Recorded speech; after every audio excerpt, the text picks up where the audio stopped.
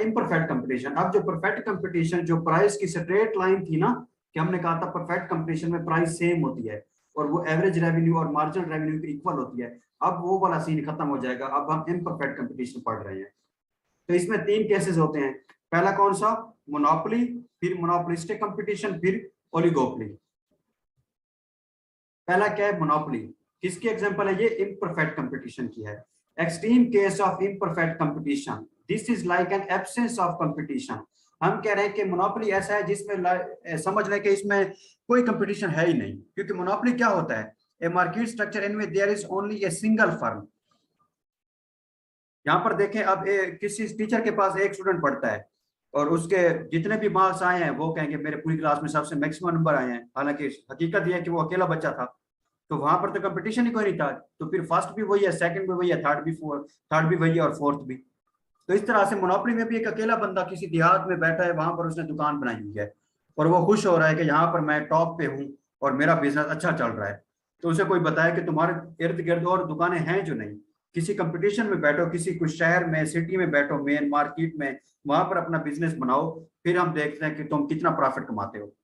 तो मोनोपोली क्या है? ये इम्परफेक्ट कंपटीशन के एग्जांपल है और this is like an absence of competition, क्योंकि अकेली दुकान है तो समझ रहे यहाँ पर कोई कंपटीशन नहीं है।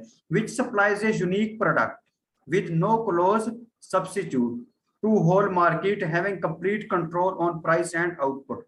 अब किसी दुकान में, किसी देहात में एक अकेला बंदा दुकान बना के बैठा है, तो उसकी मर्जी है वो प्रोडक्ट जितना बनाए, कीमत जितना भी रखे, क्योंकि उसे पता है यहाँ पर और दुकान है नहीं, तो लोगों ने इसके पास से चीजें लेने आना है। तो इस तरह से वो अपनी मर्जी के, उसकी मर्जी है, उसका पूरा कंट्रोल है कि वो किसी भी प्रोडक्ट की प्राइस कितना रखे और आउटपुट कितना रखे।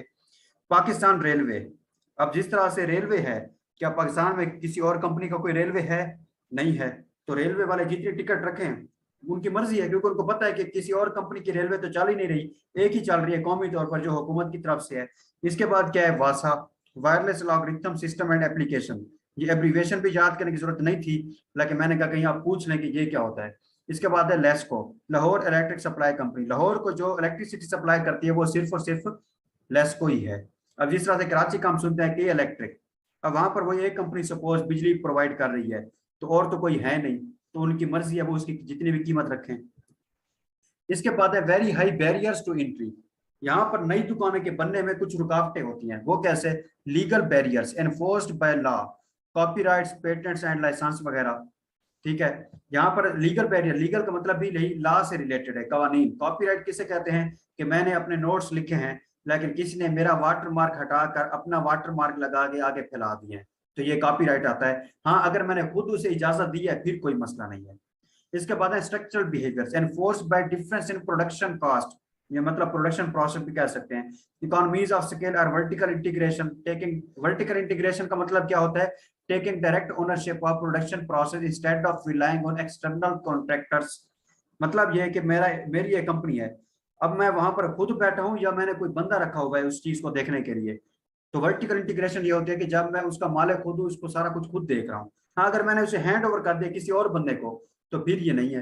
कंट्रोल ऑफ रिसोर्सेज और expertise, reputation of incumbent responsible person, this production to deal with whole industry which enable them to produce a product at such a lowest average cost than other firms cannot match वगैरह।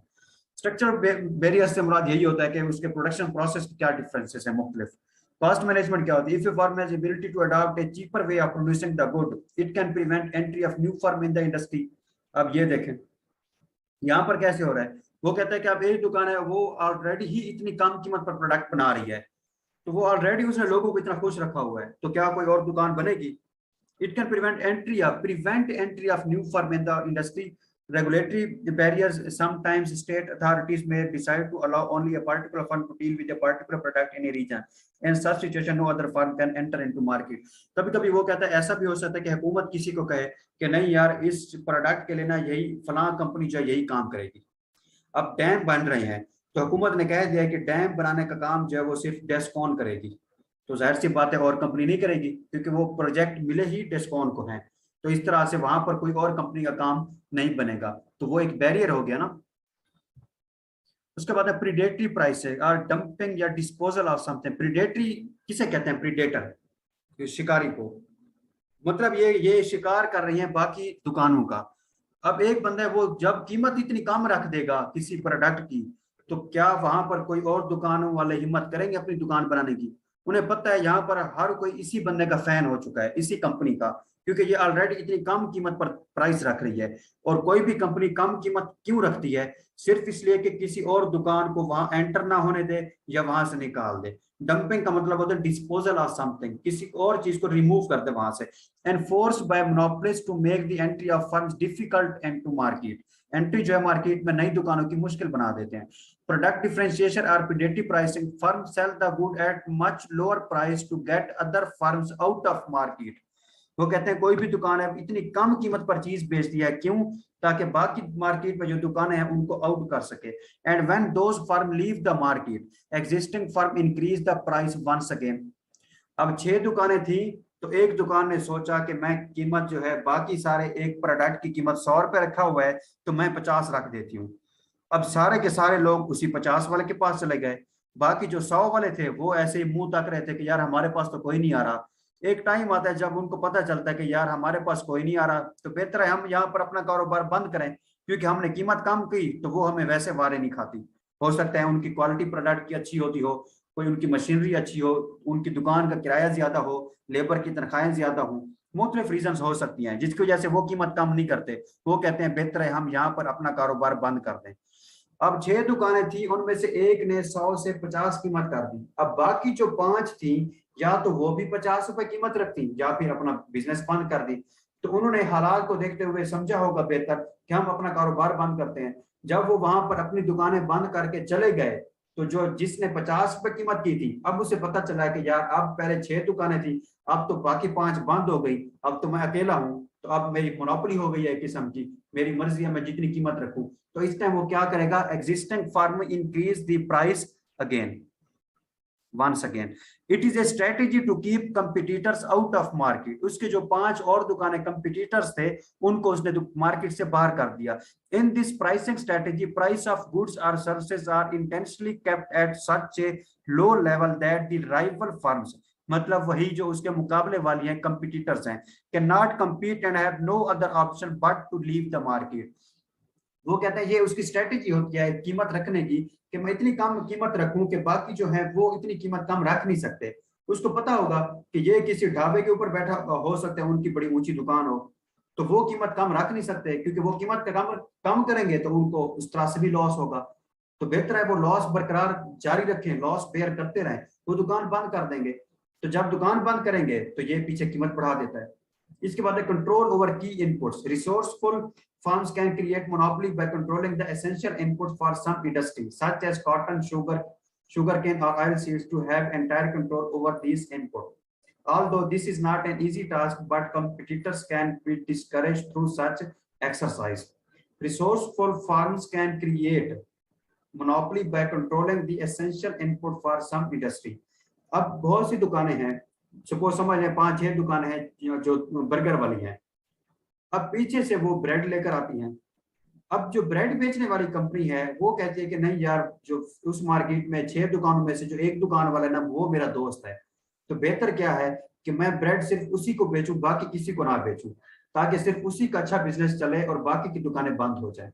तो देखे ये अब उसका जो दोस्त है bread बेचने वाला, वो जबरदस्ती अपने दोस्त बर्गर वाले को मोनोपोलिस्ट बना रहा है कि ये अकेला काम करे, ये अकेला पैसे कमाए। Firms revenue under monopoly. अब रेवेन्यू मोनोपोली के अंदर हमने रेवेन्यू को देखना है, और मोनोपोली किसकी एग्जांपल है? मैंने हर दफा साथ लिख दिया है इम्परफेक्ट कंपटीशन की, जहां पर जो प्राइस है वो एक जैसी नहीं होगी। यहाँ पर जो स्ट्रेट लाइन थी अब नहीं होगी।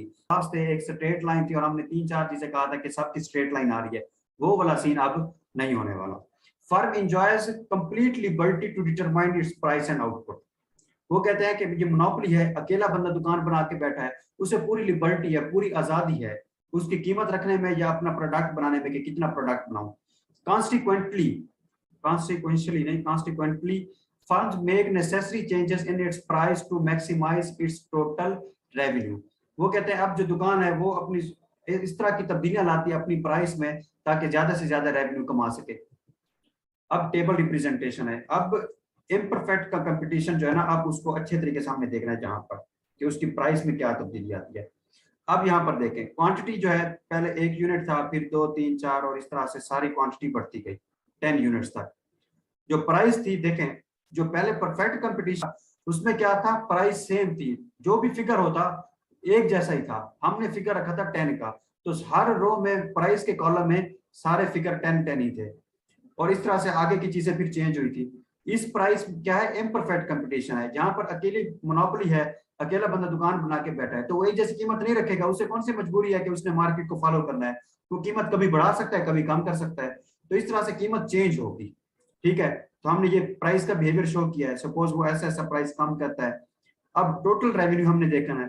टोटल रेवेन्यू का आपको ओवरऑल बिहेवियर पता होना चाहिए। ठीक है, फिगर कोई भी यूज करें। अब देखें टोटल रेवेन्यू क्या है, 10 18 24 28 30 30 30, इसके बाद कम। हमने पढ़ा था ना कि रेवेन्यू आता है प्रोडक्ट से, जो प्रोडक्ट होता है उसका बिहेवियर क्या होता है। प्रोडक्ट पहले क्या होता है, पहले दिन बहुत 1 यूनिट बना था, उसके बाद ऐसा ऐसा वो मजदूर जो था वो ज्यादा यूनिट प्रोड्यूस करता है। उसके बाद हमने कहा था हो सकता है फर्म के पास तो मशीन एक हो, बंदे 10 हो, तो जाहिर सी बात है एक मशीन के ऊपर ज्यादा लोग काम नहीं कर सकते, तो फिर ऐसा ऐसा वो 10 बंदे काम की बजाय आपस गपशप में लग जाएंगे, या उनकी एफिशिएंसी कम हो जाएगी, तो इस तरह से फिर ऐसा ऐसा प्रोडक्ट बनना कम हो जाएगा। तो टोटल रेवेन्यू भी उसी से प्रोडक्ट से आया, तो इसका बिहेवियर ये वाला है। अब आपने एवरेज रेवेन्यू निकालना है। एवरेज रेवेन्यू कैसे निकालते होते हैं, total revenue divided by number of units sold. तो टोटल रेवेन्यू हमें 10 रुपए मिला, क्यों, हमने 1 यूनिट बेचा था, तो मतलब 1 यूनिट के ऊपर 10 रुपए हमने कमाया है। आगे क्या है, average revenue, total revenue 18 divided by number of unit sold, 18 divided by 2, तो आंसर आया 9। उसके बाद एवरेज रेवेन्यू है total revenue divided by number of unit sold, 24 divided by 3, तो 8 आंसर आया। तो इस तरह से ये एवरेज रेवेन्यू की वैल्यूज निकलती हैं। इसके बाद है मार्जिनल रेवेन्यू, ये हर इजाफी होता है। एवरेज रेवेन्यू का हम शो करते हैं ए आर से। मार्जिनल रेवेन्यू जब हम निकालते हैं तो इसमें हम चेंजेस की बात करते हैं ना, इजाफी रेवेन्यू की हर यूनिट के ऊपर। तो यहां पर हम लिखेंगे change in total revenue divided by change in number of units. तो यहां पर देखें रेवेन्यू जो है, पहले तो हमने total revenue divided by quantity या आउटपुट कर दिया था, तो एवरेज रेवेन्यू निकल आया। मार्जिनल रेवेन्यू निकालते हुए हम टोटल रेवेन्यू का चेंज डिस्कस करेंगे। यहां पर पहले 10 है, उसके बाद 18 है, तो फाइनल माइनस इनिशियल पॉइंट करेंगे, तो 18 माइनस 10, आंसर क्या निकला, 8। ठीक है, ये देखें 8। उसके बाद क्या है, 24 डिवाइडेड बाय 18, मतलब जिस रो के ऊपर आप हैं उससे पिछली रो को माइनस कर देना है। चेंज देख रहे हैं ना, मार्जिनल है, तो मार्जिनल रेवेन्यू आएगा। ठीक है, तो 24 माइनस 18 6, 28 माइनस 24 4, 30 माइनस 28 2, 30 माइनस 30 0। तो मार्जिनल रेवेन्यू का इस तरह से बिहेवियर आ रहा है। अब इसके रिजल्ट हमने क्या निकाला है, हमने क्या कि price remain changing. Perfect competition में हमने कहा था प्राइस रिमेन सेम, यहां पर हम कह रहे हैं price remain changing instead of remaining same, एक जैसी रहने की बजाय तब्दील हो रही है।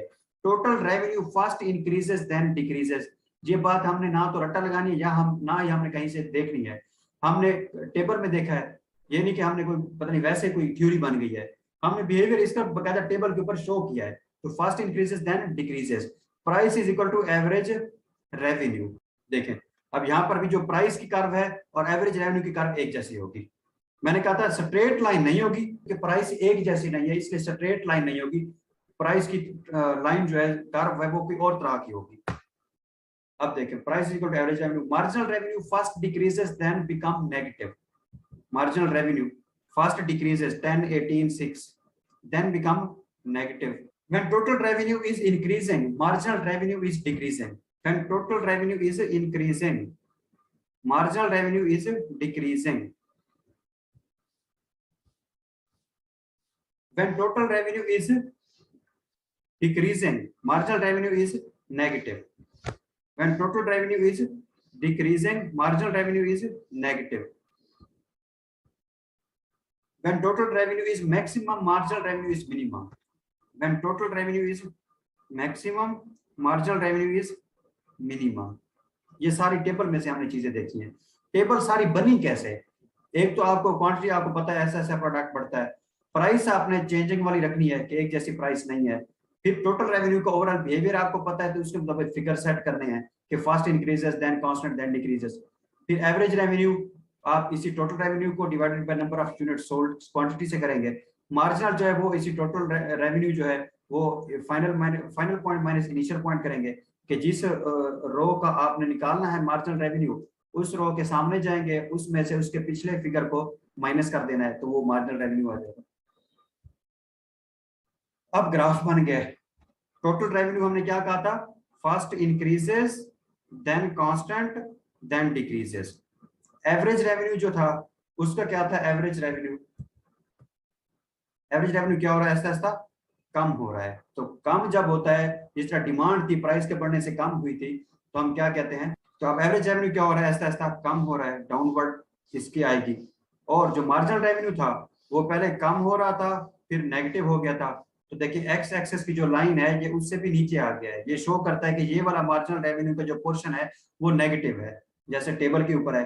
तो टेबल को देखकर ही आपने ग्राफ ड्रा करने हैं, और तो इसमें कोई बात नहीं है। Profit in short run under imperfect competition, ये आपने याद रखना है। पहले रेवेन्यू को देखा आपने, अब हमने प्रॉफिट को देखना है, वो भी इम्परफेक्ट कंपटीशन में।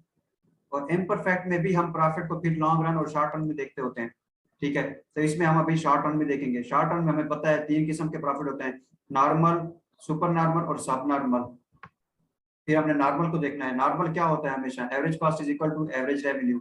अब यहाँ पर एवरेज देखें, वहां पर प्राइस, एवरेज रेवेन्यू और मार्जिनल रेवेन्यू की स्ट्रेट लाइन थी।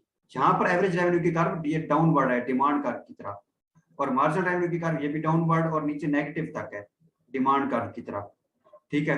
और टोटल रेवेन्यू की कर्व हमें क्या पता, देखें एक मिनट, हाँ ये मार्जिनल कॉस्ट कर्व है।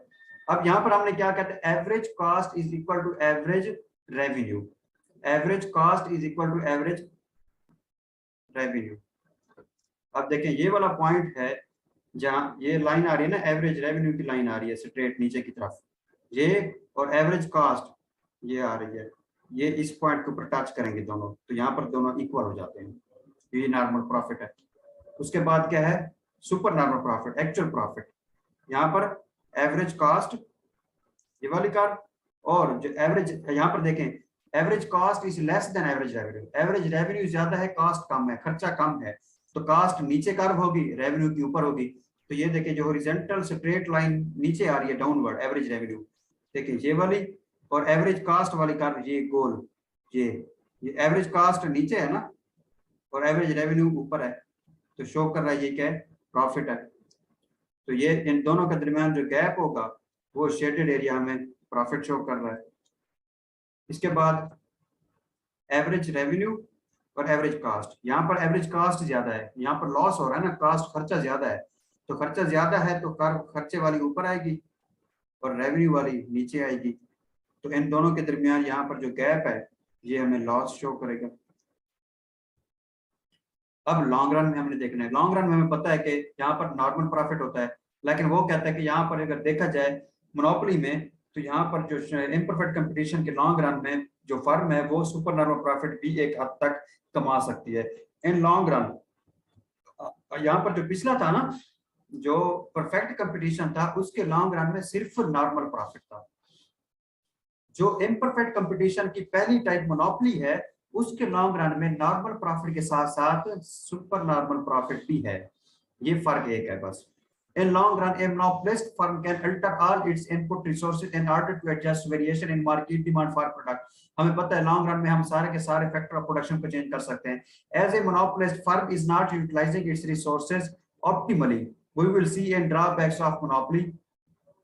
The firm has ability to expand its output to adjust according to market situation. देखिए जब किसी कारोबार का कंपटीशन चल रहा हो ना किसी और कारोबार के साथ, तो वो अपना सारा जोर लगाते हैं, अपने सारे के सारे रिसोर्सेज को यूज करते हैं। लेकिन जब कंपटीशन ही ना हो, उसे पता है मैं अकेला हूं, चाहे मैं सारे रिसोर्सेज को अच्छी तरह यूज करूं या बुरे तरह से, क्वालिटी जैसी भी रखूं, कीमत जैसी भी रखूं, लोगों ने मेरे पास आना है। तो इस तरह से वो क्या करते हैं, वो अपने पूरे के पूरे रिसोर्सेज को अच्छी तरह से इस्तेमाल नहीं कर रही होती। तो उसमें कैपेसिटी होती है अपने रिसोर्सेज को अच्छी तरह से इस्तेमाल करके अपने प्रोडक्ट या आउटपुट को बढ़ाने की। तो इस तरह से जब उसमें अभी कैपेसिटी रहती है अपने प्रोडक्ट या आउटपुट को बढ़ाने की, तो मतलब वो अपना रेवेन्यू बढ़ा सकती है, तो उसे इस तरह से सुपर नॉर्मल प्रॉफिट वो अर्न कर सकती है। क्योंकि मोनोपोली है इसलिए यहाँ पर ये सुपर नॉर्मल कमा सकती है, क्योंकि पहले अपने रिसोर्सेज को सही से यूज ही नहीं कर रही थी। अब यहाँ पर देखें नॉर्मल प्रॉफिट इम्परफेक्ट में average cost is equal to average revenue, तो एवरेज कॉस्ट कर्व और एवरेज रेवेन्यू वाली डाउनवर्ड और ये वाली गोल यहाँ पर टच कर रही है, तो यहाँ पर दोनों क्या हुए, इक्वल हुए। इसके बाद सुपर नॉर्मल प्रॉफिट है। सुपर नॉर्मल में क्या होता है, प्रॉफिट होता है, यहाँ पर क्या है, खर्चा कम और रेवेन्यू ज्यादा। तो देखें यहाँ पर खर्चा, जहाँ पर खर्चा ज्यादा और खर्चा कम, रेवेन्यू ज्यादा और खर्चा नीचे आएगा कम, क्योंकि प्रॉफिट है, तो इन दोनों के दरमियान गैप। देखिए हमने ओवरऑल इन दोनों के दरमियान डिफरेंस या कंपैरिजन ही इन दोनों का करना है। उसके बाद अब जो मोनोपोली है, अकेला बंदा दुकान बना के बैठा है, उसके कुछ फायदे भी होते हैं, कुछ नुकसान भी होते हैं। इसके एडवांटेजेस क्या है, price stability due to being set by price setter monopolist. वो क्या कहते हैं, इसमें जो कीमत है वो स्टेबल हो सकती है, क्यों, क्योंकि अकेला बंदा है, वो दुकान अगर अपनी कीमत को, प्राइस को स्टेबल रखना चाहे तो रख सकता है। Monopolist is able to achieve economies of scale. Economies of scale हमने क्या कहा था कि जो किसी फर्म के एडवांटेजेस थे, which decreases the long run average cost, मतलब जहां पर कॉस्ट कम हो रही थी और रिटर्न बढ़ रहा था, रिटर्न टू स्केल जो हमने पढ़ा था। This is the argument for natural monopolies. Firm can operate internationally eight much more competitive rate. ठीक है, firm profits can be used to fund technological improvement, allows for investment in long term projects, state controlled monopolies help in producing and making goods that are essential and important for public। हुकूमत को पता है कि मेरी आवाम को इस product की ज्यादा जरूरत है, तो इस तरह से वो किसी स्पेसिफिक कंपनी को कह देती है इस प्रोडक्ट को बनाने के लिए। डिसएडवांटेज क्या है, monopolist firm are price maker. Monopoly क्या होती है, अपनी मर्जी की कीमत रखती है, मार्केट की प्राइस को टेक नहीं करती, खुद प्राइस मेक करती है, तो इसलिए ये प्राइस मेकर है, प्राइस सेटर, प्राइस टेकर नहीं है। Therefore, they can have either loss or less or no close substitute in the market. They can increase the prices courageously. कोई डर नहीं होता उनको प्राइसेस बढ़ाने में।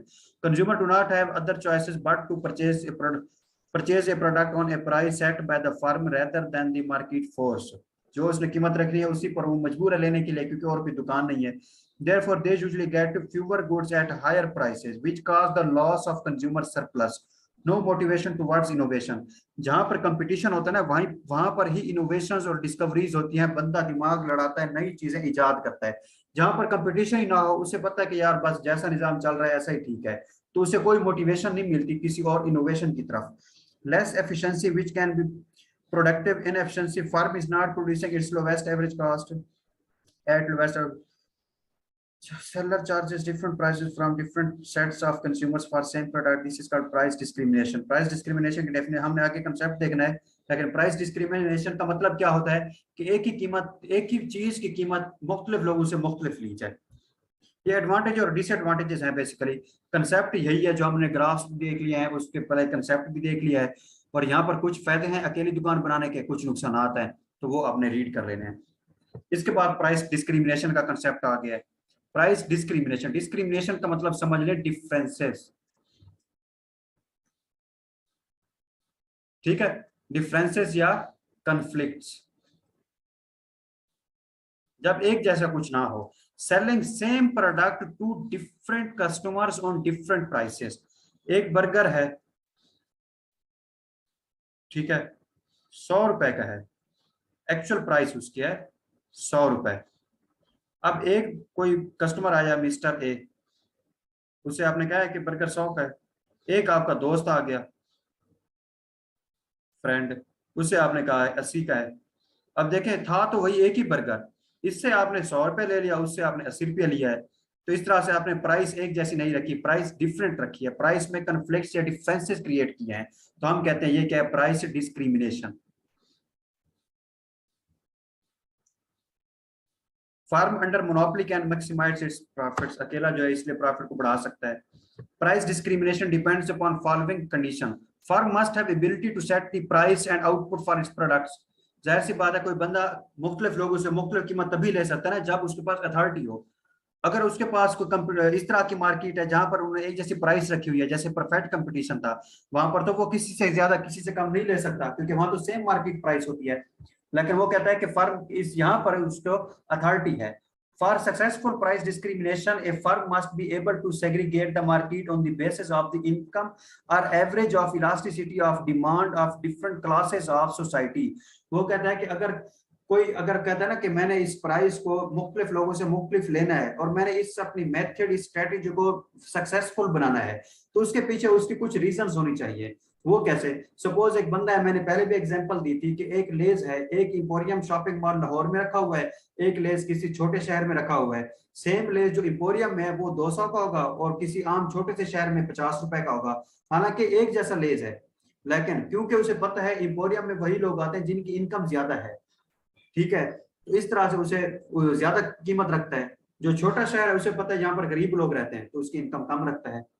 Prevention from reselling the product enable the firm to discriminate the prices for a good and different market price. Prevention from reselling the product. Otherwise, buyers will purchase a product in low price and sell them on high price. The electricity prices, where per unit price is low for domestic users and high for commercials.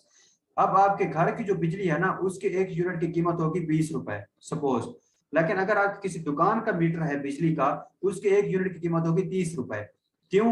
हालांकि बिजली तो एक जैसी है, तो unit की कीमत भी एक जैसी होनी चाहिए। नहीं, घर वाले जो रेजिडेंशियल एरिया होता है ना, उसकी कीमतें कम होती हैं बिजली की, लेकिन जो कमर्शियल एरिया होता है, जहां पर आपका कोई कारोबार चल रहा है, जहां पर आपने पैसा कमाना है, उसकी बिजली महंगी होती है, क्योंकि उनको पता होता है कि इस बिजली को इस्तेमाल करके मजीद आगे ये पैसा कमा रहे हैं।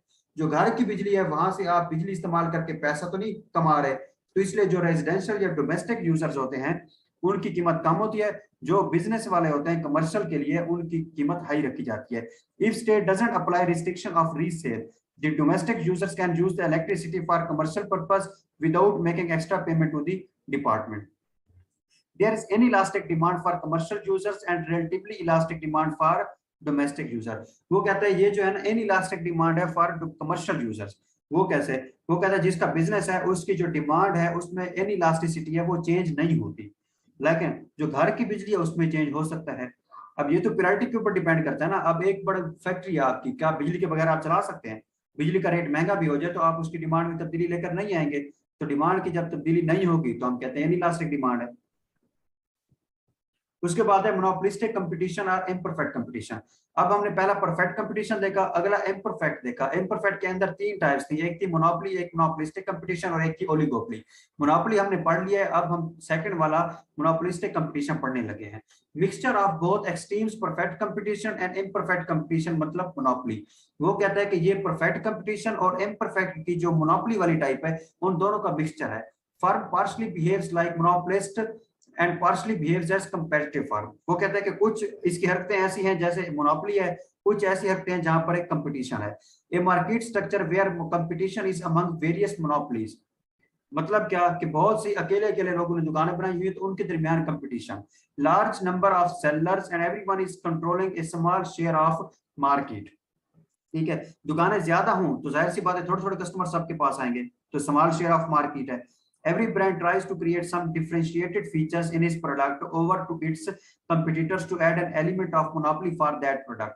वो कहता है कि अब ये मोनोपोली उस तरह की नहीं है कि एक अकेले बंदे ने देहात में दुकान बनाई हुई है। ये मोनोपोली इस तरह से है कि सपोज यहाँ पर बर्गर की 6 दुकानें हैं, लेकिन उनमें से जो 5 दुकानें हैं बर्गर की वो सिर्फ अंडे वाला बर्गर बेचते हैं, लेकिन जो एक है वो चिकन वाला बेचती है। हैं तो सारे बर्गर, लेकिन उस चिकन वाले ने अपनी मोनोपोली बना ली है किस्म की कि चिकन सिर्फ मेरे पास है। हालांकि बर्गर देखा जाए तो बर्गर तो सबके पास है, लेकिन उसने कुछ ना कुछ ऐसा फीचर ऐड कर दिया है जिसकी वजह से वो ऐसा लग रहा है कि वो अकेला बंदा बेचने वाला है। चिकन वाला बर्गर तो उस अकेले के पास हुआ। इसके बाद क्या, firm can enter and exit the market freely, however product differentiation makes it little difficult for competitors या competitions to survive like in perfect competition. वो कहते हैं यहाँ पर आप देखें प्रोडक्ट के फीचर में डिफरेंस आ रहा है।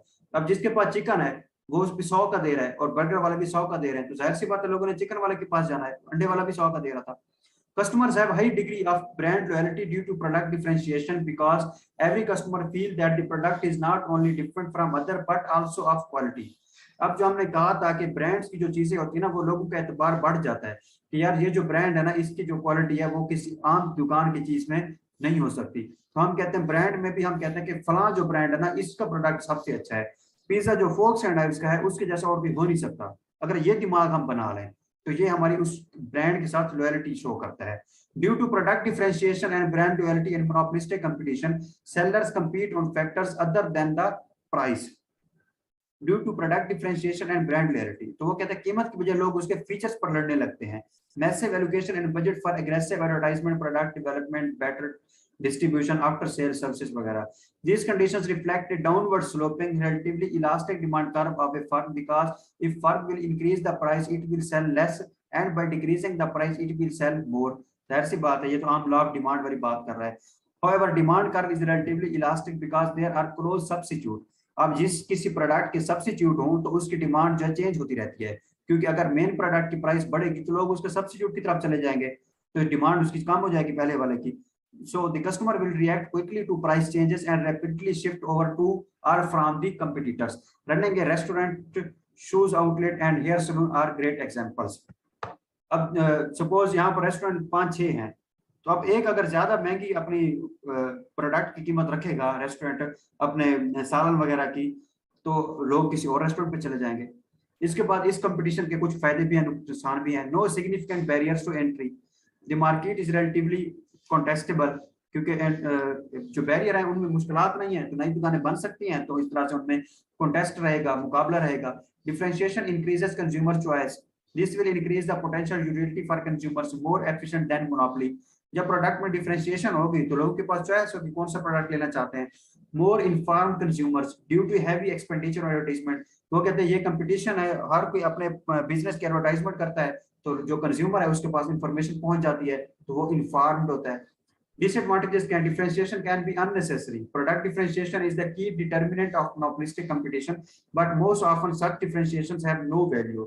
For example, artificial difference create किया हुआ है, wasteful competition because resources spent on competitive advertisement against one and other spent on other projects for society। वो कहते हैं ये कंपटीशन जो है ना कुछ फजूल का भी होता है, कि आपस में कंपटीशन बनाया हुआ है और अपने एक ही बिजनेस के ऊपर इतना पैसा खर्च करते जा रहे हैं, तो अपने उस पैसे को किसी और बिजनेस में लगा सकते थे, लेकिन वो कंपटीशन की वजह से एक ही बिजनेस के ऊपर इतनी एडवर्टाइजमेंट वगैरह के खर्चे कर रहे हैं। Firm produces the goods on relatively high cost in comparison with perfectly competitive firm under monopolistic competition. तो वो कहते हैं वो तो परफेक्ट कंपटीशन जो था उसमें तो सब ने एक जैसी कीमत रखी थी, यहाँ पर जो है वो यहाँ पर ज्यादा इसमें गुड्स वगैरह, firm produces the goods on relatively high cost in comparison, क्योंकि उसे पता है कि वो प्राइस डिफरेंट रख सकती है, तो खर्चा ज्यादा करेगी तो ज्यादा कॉस्ट रख लेगी। वहां पर उसे जो कास्ट करते हुए बड़ा एहतियात होता था, क्योंकि कीमत उसे पता थी मैंने अपनी मर्जी की ज्यादा नहीं रखनी। Profit in short run, normal profit, super normal profit and सब नॉर्मल प्रॉफिट, ये बिल्कुल वही सेम जो हमने पढ़े हैं, ये वही वाली बात है और कोई नहीं है। इसके बाद है ओलिगोपोली और imperfect competition. A market structure in which there are only few sellers selling similar और डिफरेंशिएटेड प्रोडक्ट्स। क्या है? There are only few sellers. Monopoly में एक था, मोनोपोलिस्टिक में कंपटीशन था, यहाँ पर चंद बस दुकानें हैं। Few large firms with a high concentration ratio, there is interdependence of firms in decision making. देखें वहां पर जो कंपटीशन था ना वहां सारे आजाद थे। मोनोपोली में थी एक दुकान, मोनोपोलिस्टिक कंपटीशन में 5-6 दुकानें थी, लेकिन सबका मुकाबला था। जहां पर ओलिगोपोली में जो 2-3 दुकानें हैं, इनका आपस में एक दूसरे के ऊपर ये डिपेंड कर रही हैं। क्यों? It is the unique feature of oligopolistic market that the policies of every producer directly affect other, because the products are good substitute। A firm is not certain how its rivals will respond to an action initiated। आगे हम पढ़ते हैं कि ये किस तरह से interdependence basically है। Firm spends more on advertisement due to interdependence and being good substitute। Uniformity in size of entities is rare in oligopoly। Firm can be very large or dominant, and other firms may be of small size। Demand curve cannot be drawn accurately and with definiteness। आगे इसके example देखेंगे। Basically इसकी types हैं कि oligopoly के आगे exclusive और non exclusive, तो उसमें इसके मेन फीचर्स का हमें पता चलेगा।